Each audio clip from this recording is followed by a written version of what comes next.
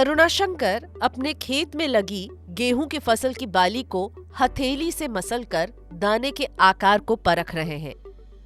बीते 1 साल से बाजार में गेहूं के दाम ऊंचे हैं, लेकिन इसका कोई फायदा करुणाशंकर को नहीं मिल पाता था। छोटी जोत के किसान है करुणाशंकर।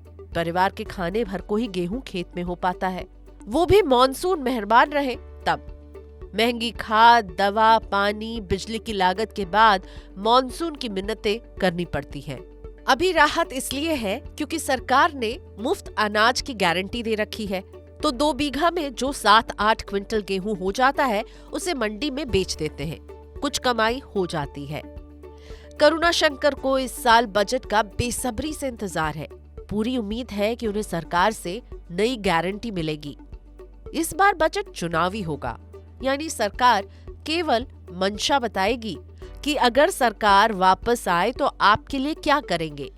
जुलाई में नई सरकार लाएगी इस साल का पूरा बजट। लेकिन अपने खेत की मेड़ पर बैठकर करुणाशंकर पिछला चुनावी बजट इसलिए बिसुर रहे हैं क्योंकि उन्हें याद है कि 2019 का चुनावी बजट ही था जब सरकार ने किसानों को 6,000 रुपए की सीधी मदद देने का ऐलान किया था।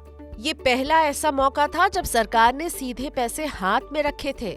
खाद सब्सिडी, बीमा, कर्ज माफी तो कैसे मिली, किसे मिली, इसकी सटीक नापजोख मुश्किल है, लेकिन किसान के खाते में सीधी मदद खुशियों की गारंटी है। करुणाशंकर को इस बार के बजट से 2 गारंटियां चाहिए।